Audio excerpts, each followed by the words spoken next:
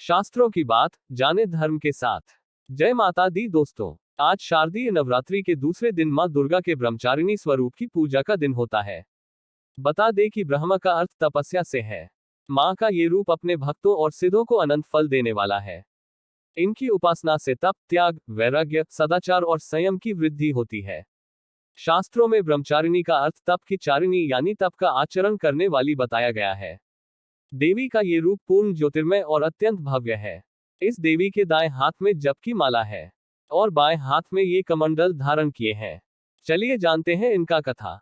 मान्यता है कि पूर्वजन्म में इस देवी ने हिमालय के घर पुत्री रूप में जन्म लिया था और नारद जी के उपदेश से भगवान शंकर को पति रूप में प्राप्त करने के लिए घोर तपस्या की थी। इस कठिन तपस्या के कारण इन्हें तपश्चारिणी अर्थात ब्रह्मचारिणी नाम से अभिहित किया गया। 1000 वर्ष तक इन्होंने केवल फल फूल खाकर बिताए और 100 वर्षों तक केवल जमीन पर रहकर शाक पर निर्वाह किया। कुछ दिनों तक कठिन उपवास रखे और खुले आकाश के नीचे वर्षा और धूप के घोर कष्ट सहे। 3000 वर्षों तक टूटे हुए बेल पत्र खाए और भगवान शंकर की आराधना करती रहीं। इसके बाद तो उन्होंने सूखे बेल पत्र खाना भी छोड़ दिए। कई हजार वर्षों तक निर्जल और निराहार रहकर तपस्या करती रहीं। पत्तों को खाना छोड़ देने के कारण ही इनका नाम अपर्णा नाम पड़ गया।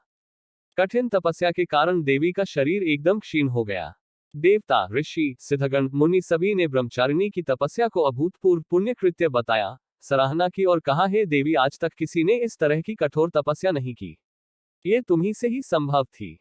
तुम्हारी मनोकामना परिपूर्ण होगी और भगवान चंद्रमौली शिव जी तुम्हें पति रूप में प्राप्त होंगे।